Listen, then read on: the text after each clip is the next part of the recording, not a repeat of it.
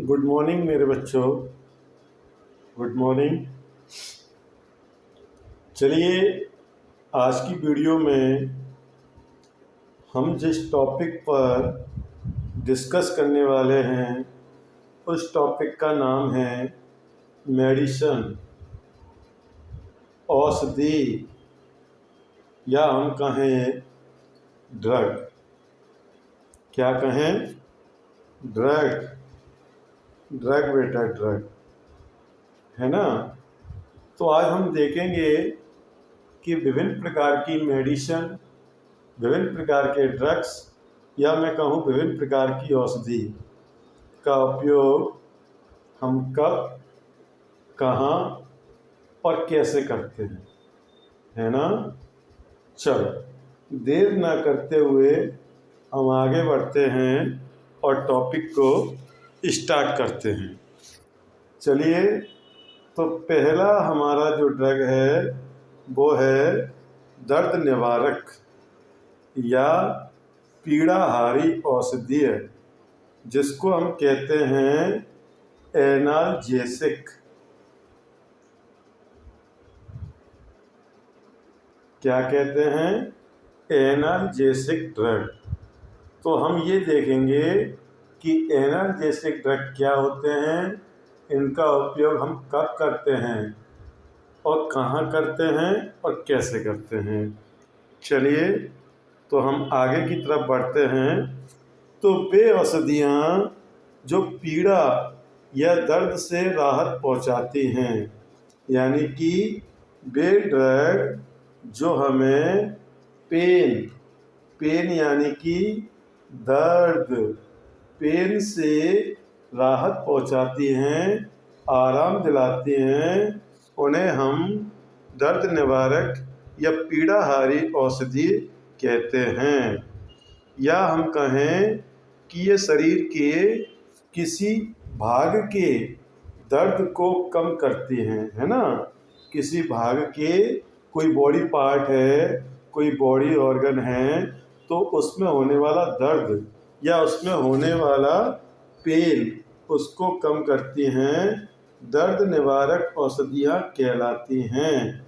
ये दो प्रकार की होती हैं। सबसे पहले हम बात करेंगे नारकोटिक। इसकी बात करेंगे नारकोटिक।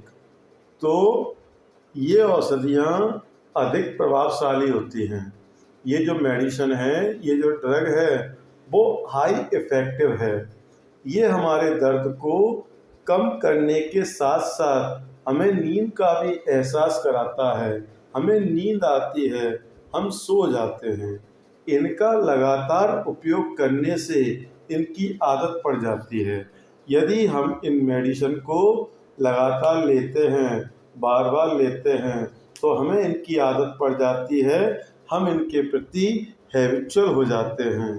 ठीक है। जैसे मॉर्फिन, हेरोइन, कोडीन और इत्यादि। ये जो ड्रग हैं, ये हमारे नारकोटिक हैं, है ना। ये हाई इफ़ेक्टिव हैं, बहुत ही जल्दी हमें दर्द से राहत पहुंचाते हैं, और राहत पहुंचाने के साथ साथ ये हमें नींद का भी एहसास दिलाते हैं। और इनका उपयोग अगर हम बार बार करते हैं, लगातार करते हैं, तो हम इनके प्रति हैबिचुअल हो जाते हैं। ठीक है। एग्जाम्पल है मॉर्फिन, हेरोइन, कोडीन। क्लियर? चलिए आगे बढ़ते हैं। Non narcotic. क्या है बेटा? Non narcotic. ठीक है। ये औषधियाँ कम प्रभावशाली होती हैं, लेस इफेक्टिव होती हैं। ये हमारे शरीर के ताप को कम कर देती हैं, मतलब ये हमारे बॉडी टेम्परेचर को रिड्यूस करती हैं। इनका उपयोग हार्ट अटैक को रोकने के लिए भी किया जाता है, जैसे एस्प्रिन, पैरासीटामोल, ब्यूटाजॉन इत्यादि। ठीक है। तो ये मेडिसिन लेस इफेक्टिव है ना। और जो नारकोटिक थी वो हाई इफेक्टिव थी। अब जो नॉन नारकोटिक हैं, ये हमारे शरीर के टेम्परेचर को रिड्यूस कर देती हैं, और इनका यूज हार्ट अटैक को रोकने के लिए किया जाता है। एग्जाम्पल आपके सामने है ना, एग्जाम्पल आपके सामने है एस्प्रिन, पैरासीटामोल, ब्यूटाजोल। क्लियर है?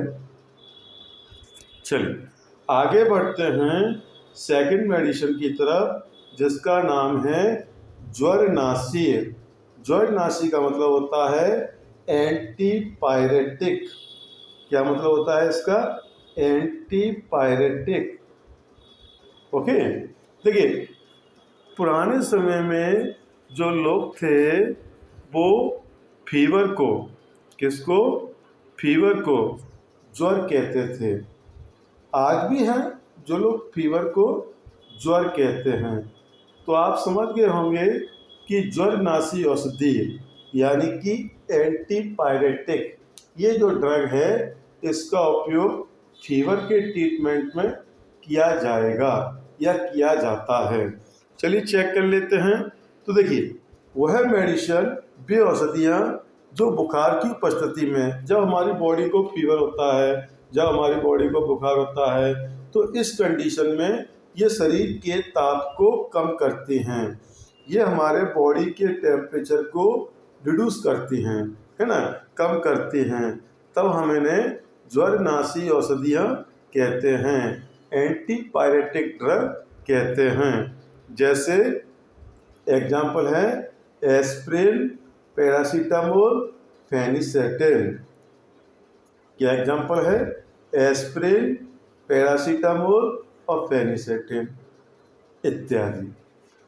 यह सभी औषधियाँ दर्द निवारक एवं ज्वरनाशी यानी कि दर्द के रूप में और फीवर के रूप में, दोनों के रूप में कार्य करती हैं। एस्प्रिन को कभी भी खाली पेट नहीं लेना चाहिए। कुछ भोजन करने के बाद, कुछ नाश्ता करने के बाद एस्प्रिन को लेना चाहिए। कभी भी खाली पेट, एम्प्टी स्टोमक नहीं लेना चाहिए, क्योंकि इसके जल अपघटन से, इसके हाइड्रोलाइसिस से सैलिसिलिक एसिड का निर्माण होता है, जो कि हमारे आमाशय यानी कि हमारे स्टोमक की दीवार को क्षतिग्रस्त, डैमेज कर देता है और हमें खून की उल्टी होने लगती है, हमें ब्लड वॉमिटिंग होने लगती है। क्लियर है? चलिए आगे की तरफ बढ़ते हैं। प्रशांतक औषधियाँ। इन औषधियों का उपयोग मानसिक तनाव, डिप्रेशन, चिंता, टेंशन को कम करने, रिड्यूस करने या कोई मेंटल डिसीज, मानसिक बीमारी के ट्रीटमेंट में किया जाता है। इन औषधियों के सेवन से, इन औषधियों को, इन मेडिसिन को यूज करने से जो मनुष्य है वो चिंता रहित हो जाता है ना, टेंशन फ्री हो जाता है। ये निम्न प्रकार की होती हैं। तो सबसे पहले अगर हम बात करें तो सबसे पहले हमारी मेडिसिन आती है शामक औषधीय। इन औषधियों का उपयोग, इन मेडिसिन का उपयोग उन मरीजों के लिए किया जाता है जो हिंसक प्रवृत्ति के होते हैं, जो वायलेंट होते हैं। कैसे होते हैं? जो वायलेंट होते हैं, जो हिंसक प्रवृत्ति के होते हैं, उन मरीजों के लिए इन मेडिसिन का उपयोग किया जाता है। यह मरीज मानसिक रूप से अस्वस्थ होते हैं, ये हेल्थी नहीं होते, है ना। और इसके एग्जाम्पल हैं लुमिनॉल, सेकोनॉल, नेम्ब्यूटल इत्यादि, है ना। दो दो तीन तीन एग्जाम्पल भी यदि हम याद रख लेते हैं तो हमारे लिए बेनिफिशियल है। चलिए आगे की तरफ बढ़ते हैं। इसका दूसरा टाइप है प्रतिनिराशक। प्रतिनिराशक औषधि, प्रतिनिराशक मेडिसिन। इन औषधियों का उपयोग करने से आत्मविश्वास बढ़ जाता है। मतलब यदि कोई व्यक्ति इन मेडिसिन को यूज करता है तो उसका कॉन्फिडेंस लेवल, जो उसका कॉन्फिडेंस है वो बढ़ जाता है, इंक्रीज हो जाता है, एवं कार्य क्षमता बढ़ जाती है, उसकी जो वर्किंग कैपेसिटी है वो इंक्रीज हो जाती है, जिसके फलस्वरूप जो मरीज होता है वो अस्तित्व विहीन वस्तुओं को देखना और सोचना प्रारंभ कर देता है। मतलब ऐसी वस्तुओं को देखना और सोचना प्रारंभ कर देता है जो उसके जीवन में है ही नहीं है। ओके, एग्जाम्पल है मॉर्फिन, कोडीन, हेरोइन इत्यादि। क्लियर है? समझ में आ रहा है? चलिए, अच्छी बात है। आगे बढ़ते हैं, नेक्स्ट मेडिसिन की बात करते हैं। पूर्तिरोधी औषधीय, पूर्तिरोधी औषधीय यानी कि एंटीसेप्टिक। कौन सी? एंटीसेप्टिक। इन औषधियों का उपयोग, इन ड्रग्स का उपयोग हानिकारक जीवाणुओं को मारने, जो ऐसे बैक्टीरिया जो हमारी बॉडी के लिए हार्मफुल होते हैं उनको मारने, किल करने या इनकी वृद्धि को कम करने के लिए किया जाता है। जो इनकी ग्रोथ है उस ग्रोथ को रिड्यूस करने के लिए किया जाता है।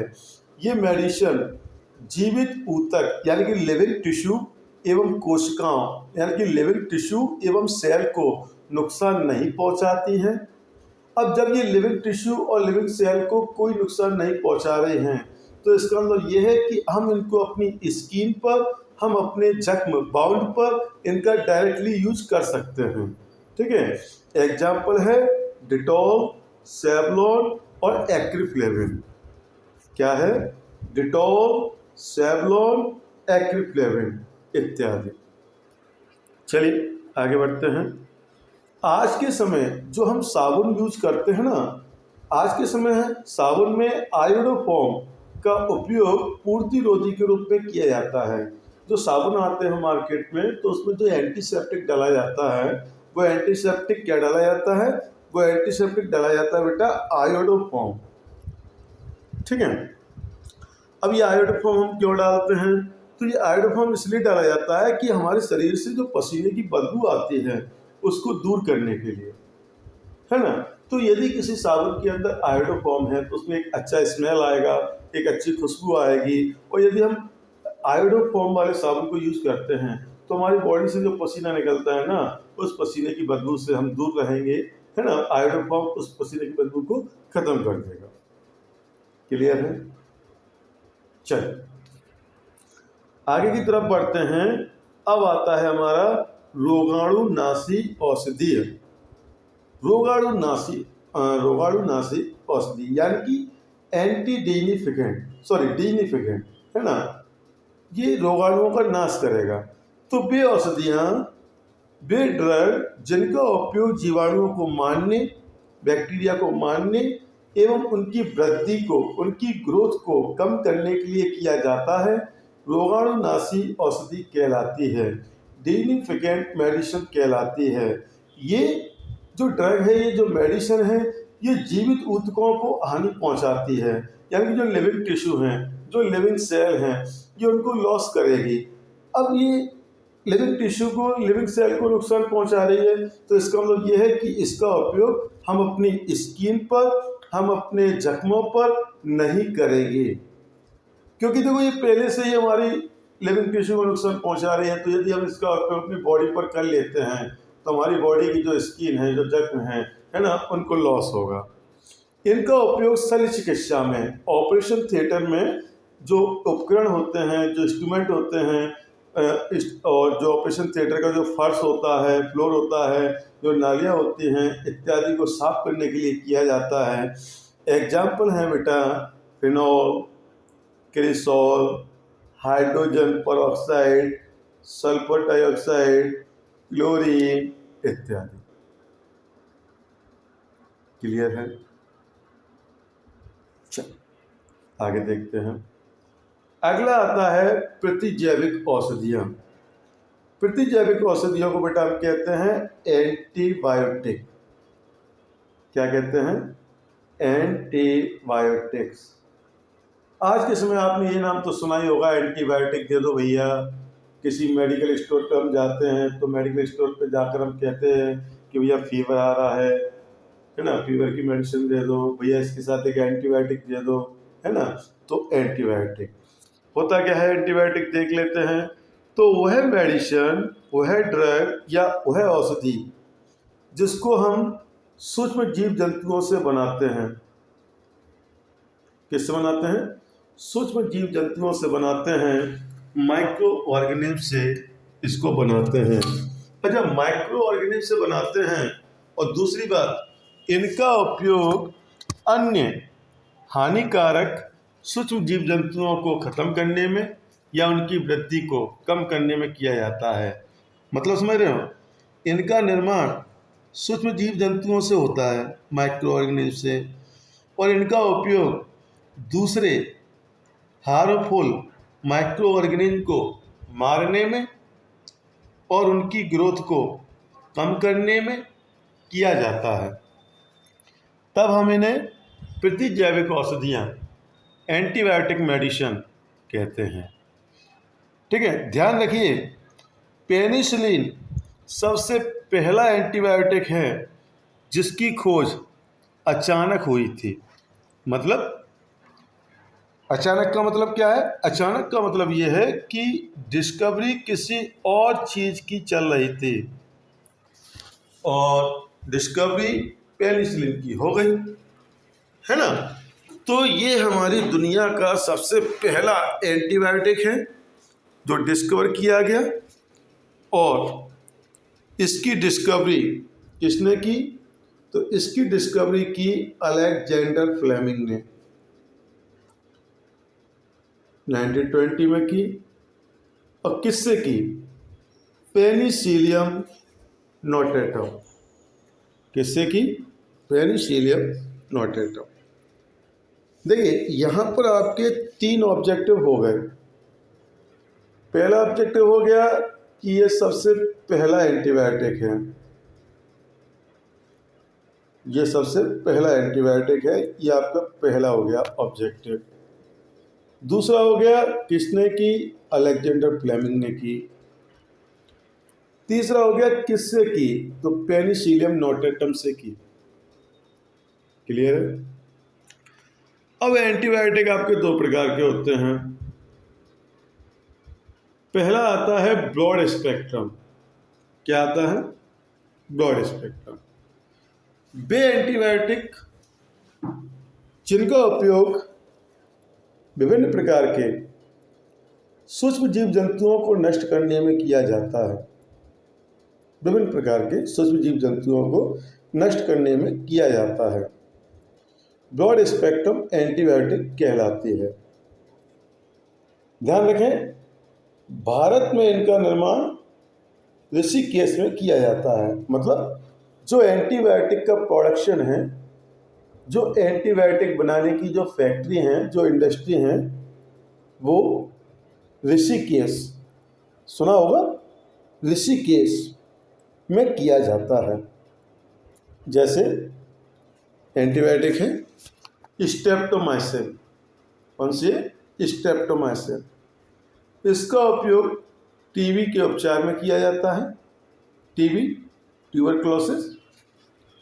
सेकंड है टेट्रासाइक्लिन, तो इसका उपयोग टाइफाइड,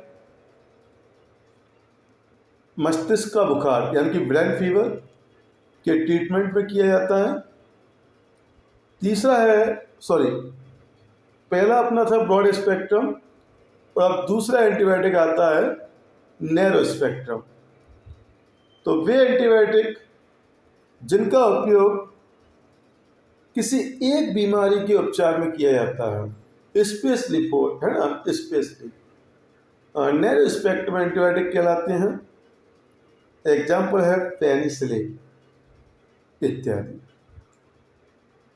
क्लियर है? अच्छा, नेक्स्ट अपना आता है सल्फा औषधि। देखिए, जो सल्फा औषधि है ये एक प्रकार से एंटीबायोटिक ही है ना। लिखा है कि ये औषधियाँ एंटीबायोटिक के समान कार्य करते हैं, तो ये एक प्रकार से एंटीबायोटिक ही है। किंतु इनको प्रयोगशाला में संश्लेषित किया जाता है। जो लेबोरेटरी होती है, लेबोरेटरी के अंदर इनका सिंथेसाइज किया जाता है। इनका उपयोग सूक्ष्म जीव जंतुओं को नष्ट करने और उनकी वृद्धि को कम करने में किया जाता है। तो आपने देखा था कि यही कार्य एंटीबायोटिक का था, to kill the microorganism and inhibit the growth of microorganisms. Example है सल्फर डाइजीन, इनका उपयोग निमोनिया गले के इन्फेक्शन में किया जाता है। दूसरा है सल्फा ग्वानिडिन, तो इसका उपयोग कॉलेरा के ट्रीटमेंट में किया जाता है। और तीसरा है सल्फापिरिडिन, इसका उपयोग निमोनिया, कॉलेरा इत्यादि के ट्रीटमेंट में किया जाता है। क्लियर है? चल आगे देखते हैं प्रतिजनन औषधियां। कौन सी? प्रतिजनन औषधियां मतलब जो प्रेगनेंसी होती है, जो गर्भ होता है, उसको रोकने के लिए, किसी महिला को प्रेगनेंसी ना हो तो उस प्रेगनेंसी को रोकने के लिए कौन सा ड्रग, कौन सी मेडिसिन या कौन सी औषधि का यूज किया जाता है ना। तो वे औषधियाँ जिनका उपयोग महिलाओं में गर्भ का नियंत्रण, प्रेगनेंसी को कंट्रोल करने में किया जाता है, प्रतिजनन औषधियाँ या गर्भ निरोधक औषधियाँ कहलाती हैं।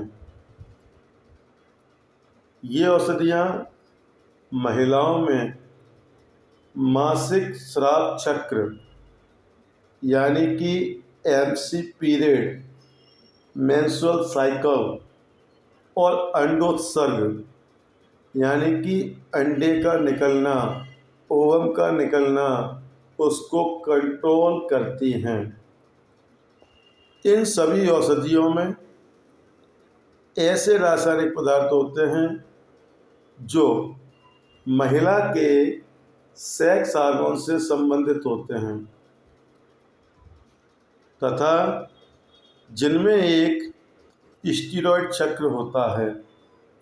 अधिकांश जो प्रतिजनन क्षमता की जो औषधियाँ होती हैं, आवश्यक रूप से इनके अंदर संश्लेषित एस्ट्रोजन एवं प्रोजेस्टेरोन के व्युत्पन्न होते हैं। एस्ट्रोजन और प्रोजेस्टेरोन दोनों ही एक प्रकार के हार्मोन हैं तथा ये दोनों ही यौगिक स्त्री के हार्मोन हैं। मैंने अभी बोला कि दोनों ही एक प्रकार के हार्मोन हैं। मार्केट में एनोबिड ई नॉरएथिंड्रोन, जो एनोबिड ई है उसमें नॉरएथिंड्रोन पाया जाता है।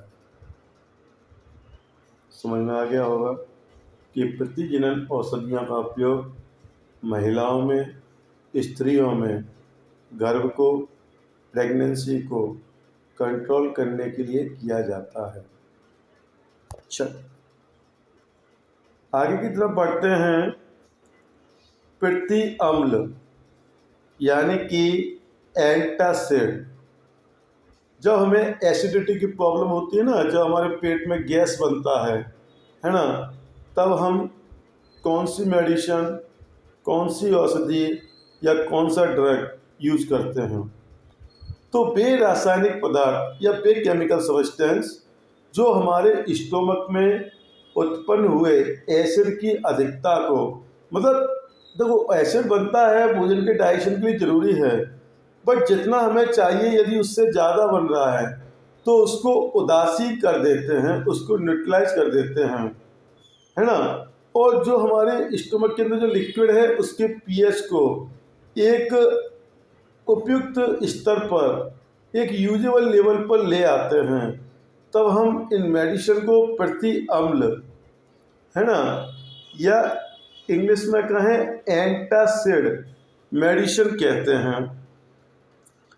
आमाशय में अम्ल का अधिक उत्पादन, यदि हमारे स्टोमक में एसिड का प्रोडक्शन ज़्यादा हो रहा है तो ये उत्तेजना और पीड़ा देता है, दर्द होता है, पेन होता है। और गंभीर अवस्था में, मतलब यदि हम इस पर ध्यान नहीं देते हैं, ये बढ़ता जाता है, तो इस कंडीशन में हमारे आमाशय में, हमारे स्टोमक में घाव हो जाते हैं, जख्म हो जाते हैं, जो कि अम्लीय गैस्ट्राइटिस कहलाता है। सामान्य रूप से प्रयोग में लाए जाने वाले जो एंटासिड हैं वो हमारे मैग्नीशियम हाइड्रोक्साइड और मैग्नीशियम कार्बोनेट हैं। लेकिन आजकल ओमेप्राजोल, लेंसोप्रोजोल आदि का उपयोग एंटासिड के रूप में किया जाता है, जो कि हमारे आमाशय में, हमारे स्टोमक में एसिड के प्रोडक्शन को रोक देते हैं, है ना। ज़रूरत से ज़्यादा एसिड ना बने उसे रोक देते हैं। क्लियर है? समझ में आ रहा है? चल आगे बढ़ते हैं। प्रतिहिस्टामिन ड्रग या प्रतिहिस्टामिन मेडिसिन, औषधियाँ। इन औषधियों को प्रति एलर्जिक औषधियाँ भी कहा जाता है। प्रति एलर्जिक यानी कि एंटी एलर्जिक मेडिसिन भी कहा जाता है। हमारी बॉडी में कई प्रकार की एलर्जी होती है ना। अब इनको एंटी एलर्जिक मेडिसिन क्यों कह रहे हैं? क्योंकि इनका उपयोग एलर्जी, जैसे त्वचा पर चकत्ते, हमारी स्किन पर छिट्टे पड़ जाते हैं, स्पॉट हो जाते हैं, अस्थमा, जुकाम, है ना, कोल्ड, खुजली, ईचिंग आदि के ट्रीटमेंट में करते हैं। क्योंकि जो एलर्जी होती है वो हमारे शरीर में हिस्टामिन के स्रावित होने के कारण, हमारी बॉडी में जब हिस्टामिन सिक्रेट होता है उसके कारण हमारी बॉडी में एलर्जी होती है। इसलिए इन औषधियों को प्रतिहिस्टामिन, एंटी हिस्टामिन भी कहा जाता है। इन औषधियों का उपयोग खांसी, बुखार, जुकाम, आँखों में खुजली, त्वचा पर चकत्ते, गर्भावस्था में मितली आदि के उपचार में किया जाता है। जैसे मेडिसिन हैं क्लोराफेनिरामिन, ब्रोमोफेनामिन, सिट्राजिन इत्यादि। सिट्राजिन ये आप लोगों ने अवश्य खाई होगी, है ना। चलिए समझ में आ रहा है? देख, निश्चेतक यानी कि एनेस्थेटिक। एनेस्थेटिक कौन सा बेटा? एनेस्थेटिक। एक्चुअली में होता क्या है एनेस्थेटिक? तो ये बेटा हमारी बॉडी के जो सेंसेशन होते हैं, जो संवेदनाएं होती हैं, उनको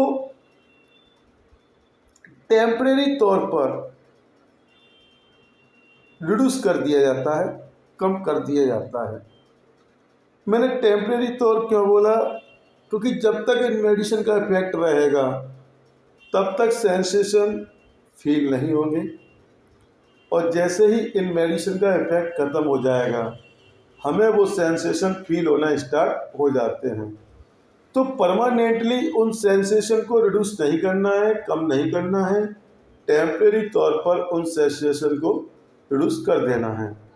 चलिए, तो वे औषधियाँ, वे मेडिसिन जिनका उपयोग शरीर के किसी भाग, कोई एक पार्ट, कोई एक ऑर्गन या संपूर्ण शरीर, होल बॉडी की संवेदनशीलता यानी कि सेंसेशन को कम करने में किया जाता है, उन औषधियों को, उन मेडिसिन को हम निश्चेतक औषधि, एनेस्थेटिक मेडिसिन, एनेस्थेटिक ड्रग कहते हैं। इनकी निम्न विशेषताएं होती हैं। पहली, ये संवेदनाओं को कम कर देते हैं, रिड्यूस द सेंसेशन। इनके उपयोग से नींद आती है, एमनीशिया के लक्षण दिखाई देते हैं।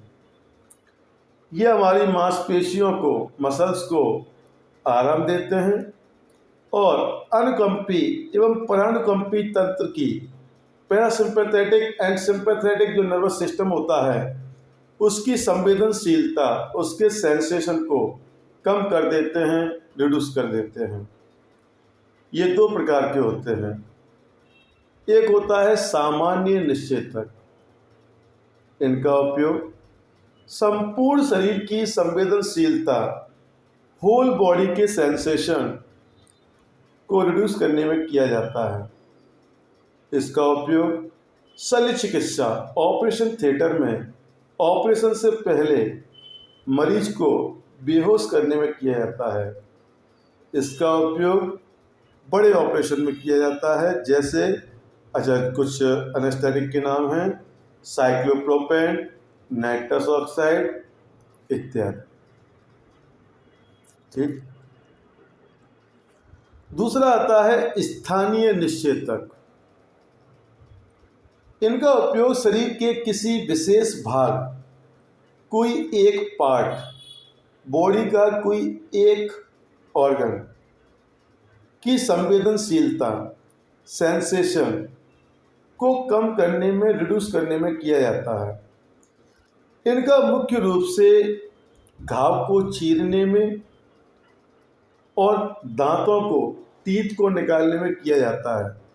सपोज करिए कोई पेशेंट है जो अपने दांत को, अपने टीथ को निकलवाना चाहता है क्योंकि उसके दांत में कोई इन्फेक्शन हो गया है जो आगे बढ़ता जा रहा है, तो उसके टीथ को निकालने से पहले, उसके दांत को निकालने से पहले उस वहाँ जो दांत है उन मांसपेशियों में स्थानीय निश्चेतक का इंजेक्शन दिया जाएगा, जिससे कि वहाँ की संवेदनशीलता, वहाँ के सेंसेशन कम हो जाएं और दांत को निकालते समय जो पेशेंट है उसे दर्द ना हो। उसी प्रकार यदि किसी व्यक्ति के बॉडी के किसी एक पार्ट में कोई घाव हो गया है तो उस घाव को चीरने में, चीरा लगाने में, उसका ट्रीटमेंट करने में, उसकी सफाई करने में, तो उसको इन सब ट्रीटमेंट करने से पहले वहाँ पर स्थानीय निश्चेतक का इंजेक्शन दिया जाता है, जिससे कि ये सारी प्रक्रिया हो सके। एग्जाम्पल है क्लोरोफॉर्म, प्रोकेन इत्यादि। क्लियर है? समझ में आ रहा है? चल,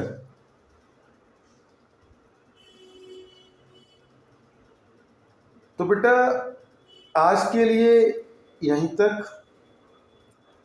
आई होप कि आपको आज का टॉपिक समझ में आया। आशा करता हूँ कि आप लोग समझते रहें, कुछ सीखते रहें। Good bye, thank you.